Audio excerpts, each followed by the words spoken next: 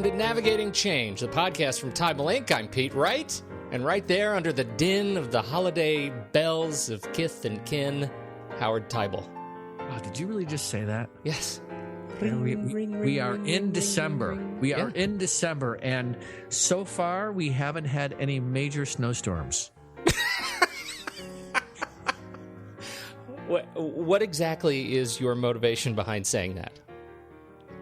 Just seeing if my predictions come true.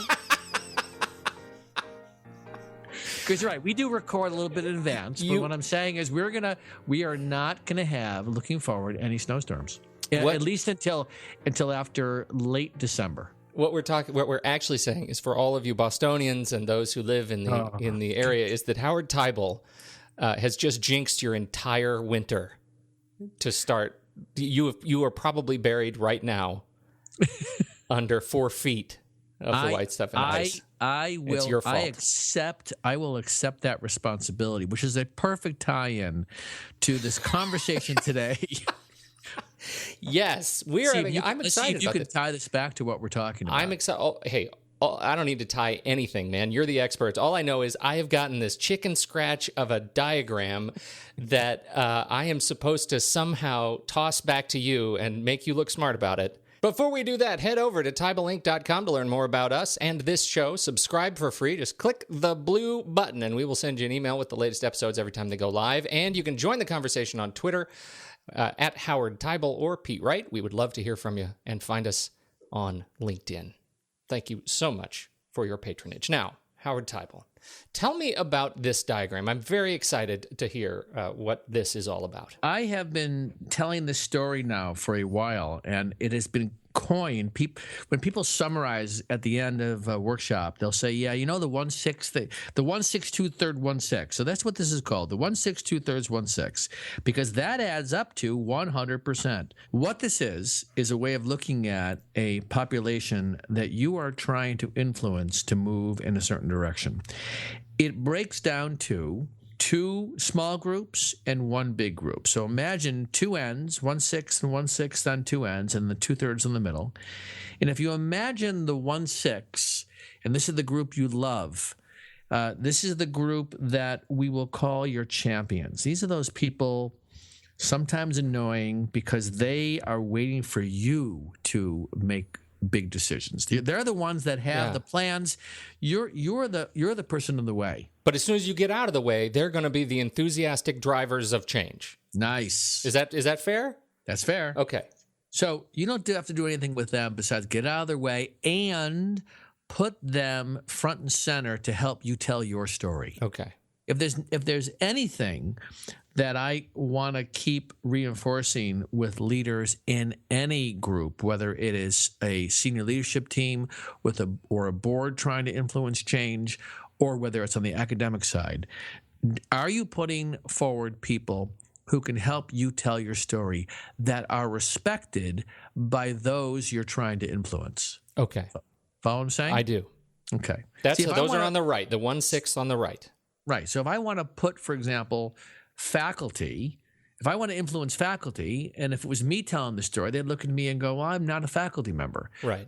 I'd put you in that story telling why this is important. They look at you in your institution where you work, Pete, and they would go, "Okay, we know this guy. He understands who we are." They'll move forward. So it becomes that positional authority. Because of my position, I have more authority, or positional influence is probably a better way to say it. Yes, it's good. Not authority. I got confused with authority. It is absolutely influence. Yes. Positional influence. So that's the group on the far right. Then you take the middle group, 2/3. This is the majority of people you're trying to influence. Okay. They will go with you on something you're trying to put in place, whether it's a new technology, whether it's a new set of policies or procedures, whether it's putting in online learning. You have a majority of people you're trying to influence, but they need 3 things from you. They need to know why we're going there. And it needs to be good. It needs to be a good headline story. This is why we're doing this. They need to know what the benefits are. Tell me what the benefits are, and I'll go with you. And third, they need to know how they can be involved. If you give that to the majority of people, why it's important, what are the benefits, and how they can be involved, they will go with you. They just need to be sold. They need to be sold. They need to be sold. And you know what? I'm going to highlight episode 11 of this very podcast. Do you remember what that episode was? You're going back that far? That's that's when we were teenagers. May 10th, 2010. Yikes. We're always selling. Ooh, remember that? That was a classic. That was, we're always I'm going to put a link to that in the podcast notes. You should go back and listen to that because that ties right into the middle, I think. Didn't we have a link to Glengarry Glen Ross on that one? I'm sure. ABC. Always be closing. Always be closing. Okay, so that's our middle group. That's our middle two-thirds. Okay, and you got the third group. Okay. The other one sits in the far left. Okay? This group, what we will coin them as the group that will never change ever. Oh, that's gloomy. So I said that once, right? Yeah. Not that deep, never change ever. And a person shot their hand up in the room when they said, I did the math in my head, and that's a lot of people. Yeah, yeah. Well, it's okay. yeah. You know, if you got 1,000 people and you've got a 6 of that group that will never change. Okay, I hear you. So I said, all right, let's cut in half. So I literally cut that in half, and I said 1/12. And then I had this, for the first time in my life, an epiphany. You could tell. And I realize we confuse people that are resistant and maybe cynical from people who have a difficult style. Oh. So it may be that it may not be that they are downright belligerent to our cause. It may just be that we don't know how to reach them appropriately. Actually, it's worse. It's more like this is the person that comes into your office, and when you see them, you just internally roll your eyes. Oh, yeah. Like, oh my God, not again. Do I have to deal with this person? Yeah. Right? They have a difficult style. Yeah. But guess what? Difficult style doesn't mean they don't have something to contribute. And I think what happens a lot, especially in higher ed, when we put teams together of people that we like.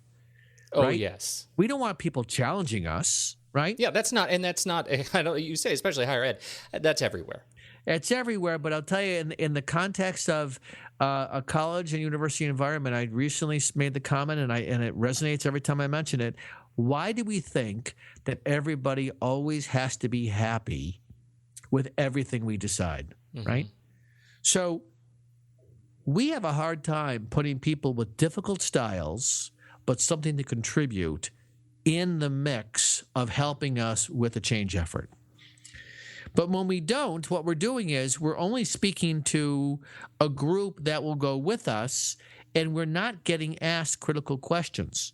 You know, and it's those people over in that, we'll just say 1/12, right? At this point, we'll just say it's those people who may be best equipped to ask us the most critical, challenging, and possibly direction-forming questions. Exactly.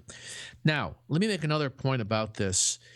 We end up often labeling people that person or that group is resistant to change. And I think that is a very narrow way of thinking about this. I think the truth about resistance to change is one person's resistance to change, you put something else in front of them that they would like, they're not resistant to change. It is situational, right? Yeah. It's not like you've got this person that and everything that put in front of them, they're resistant. But if you're trying to move an effort forward, you have to distinguish the cynics from the skeptics. Okay, talk more about that. So if you think about what the definition of a skeptic is, or if we have skepticism, skeptics want evidence and proof. And if you give them evidence and proof, they will go with you. But they're not just going to go with you because you said so. They want to get some sense that this is grounded in something. They're skeptical. It's a matter of fact, this is another thing I want to reframe for people is that we need to invite more skeptics to be around us, not cynics. You see, cynics want evidence and proof, and if you give it to them, they won't go with you. Because that implies an absence of trust in the direction. Like, you can give them proof, they still don't. There's still no trust in there. They have no interest. They are cynical about the evidence. They will say the evidence is important to them, but the evidence doesn't influence them. Doesn't sway them, right? Evidence influences skeptics. So if you think about people that we categorize as resistant, and we try and separate them into people who are really resistant to a particular idea and people with style issues, I think it's the fundamental difference between somebody who's cynical about something and is not going with you no matter what, and somebody who is skeptical, and you need to find a way to reach them, okay? So really we're talking about 1/12 of this other group that we sometimes group into a larger audience as the ones that we have to figure out how to deal with. Now, when I tell this story, you tell me what you think, Pete. Of these three groups, who do we pay most attention to? The loudest people that we feel like we need to convince, the cynics. So it's interesting because you actually answered the question in two ways, because you said the loudest people. I didn't say anything about the loudest people. I didn't say they were loud. Yeah. I said, why do we pay it? So if I ask you, why do we pay attention to them? The answer is, well, you just said it, right? Because they're loud. Yeah. The other reason we pay attention to them, and I think this is chronic for human beings, especially firstborns like myself, we like to fix things. I'm a fixer. Are you a fixer, by the way? Yeah, I think so. If somebody gives you, if something plays out incorrectly, or you got a problem with something, don't you feel like you need to fix it? Yeah, it is a life lesson for me that I'm constantly working on to not move into problem solving mode too quickly. You know, this podcast is slowly going to turn into therapy. You're talking about you. Talk therapy. Finally, we're going to have a conversation about you. Well, we've tried for 5 years. It hasn't happened yet. So here's what I tell people about the cynics versus the skeptics. Here is what you need to do with the cynics. You need to show respect. How you show respect is by listening empathetically to where they are. And then the third thing you have to do is you have to ignore them. That's the secret sauce. People hear this and go, wait a second, I don't have to fix them. I don't have to bring them. I've been telling the story for a while, but the thing I've been saying more that's central to this is you don't have to get everybody to go with you. Think about how much energy you have in the course of a day, a week, a month. And where you put your energy is where you're going to be able to influence change. So what I'm saying is take your energy off those who are not going to go with you. Focus on the champions who are going and have them help you tell your story, have them influence the middle group, respect that 1/12, but take your attention off them and give your attention to those that need you most, which is this middle group. Because I can tell you what you're often finding is the middle group is sitting there going, the majority of people are going, we're not getting enough support. You know why? Because we're trying to fix those few people. And as much as you think it's a majority of your pick any group that are difficult, the truth is they are loud, so they seem larger. And I'm telling you, the middle group, they're not quiet because they're resistant. They're quiet because they don't want to appear disloyal to the loud negative folks. So it gives the impression there's more negative. Everyone's always saying, you know, I'm really afraid that this 1/12 is going to influence the middle group and pull them in this direction. I get that fear, but I'm telling you, it's an exaggerated fear.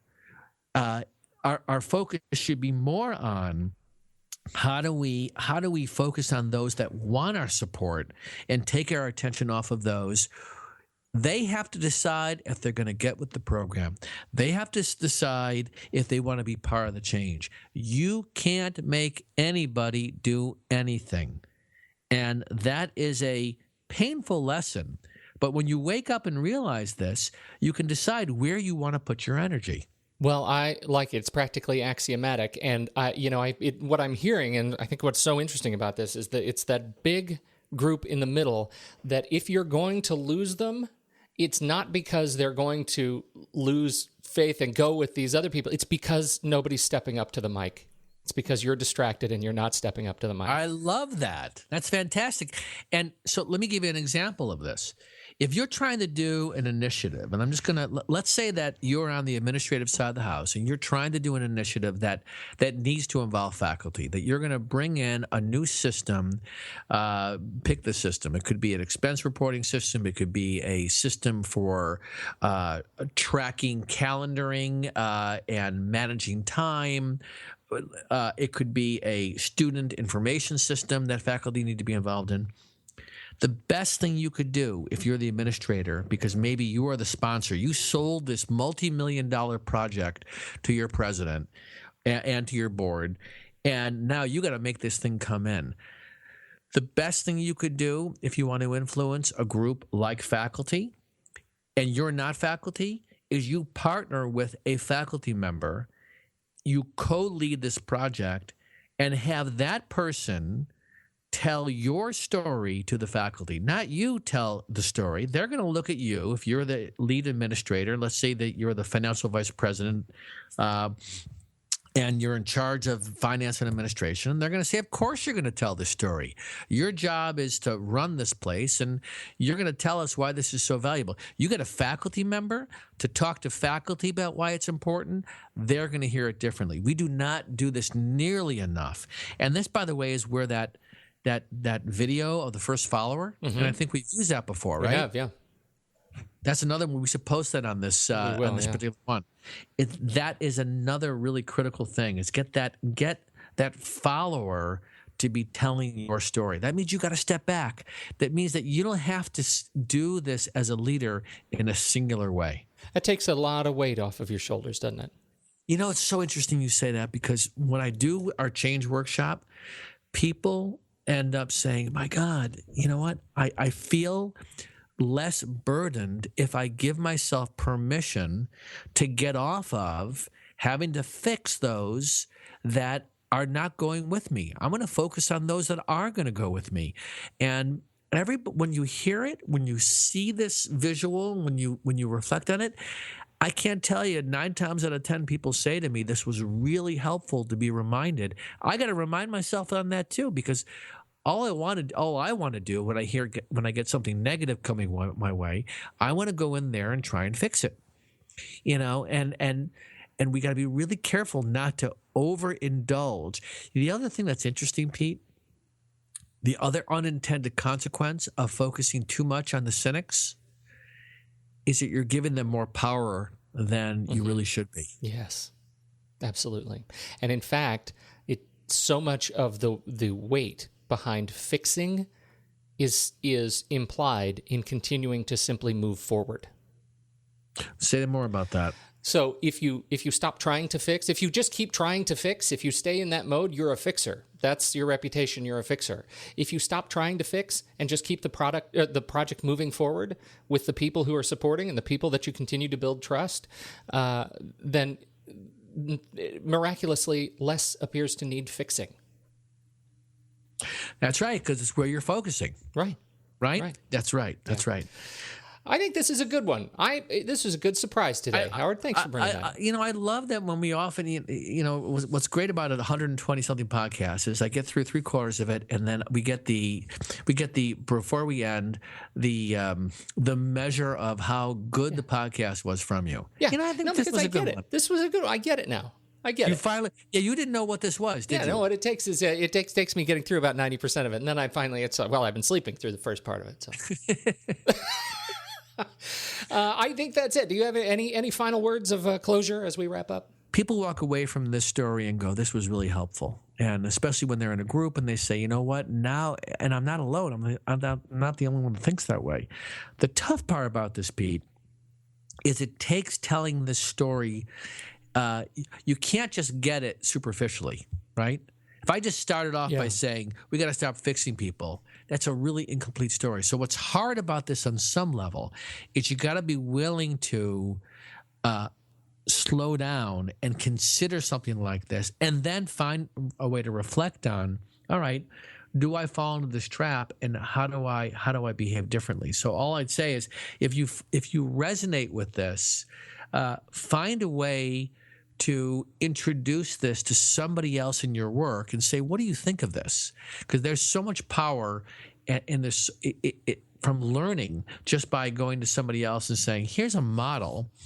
What do you think? Do you think I focus too much on this? How do we get champions? Who are our champions? Start asking questions about that strong right side group, the minority that are champions, and how do we influence the middle group and do a better job of respecting and ignoring those that will not go with you no matter what you do. Great message to end it on, Howard Teibel. Thank you so much for your time again this holiday season. That was a message of love. I almost started to sing just now, but I'm going to stick away from didn't. that. Yeah. Thank you so much, everybody else, for downloading and listening to this show. Once again, TeibelInc.com. Subscribe to the show for free. Get on the email. You get a little email notification when each of our new episodes goes live. On behalf of Howard Teibel, I'm Pete Wright, and we'll catch you next week on Navigating Change, the podcast from Teibel Inc.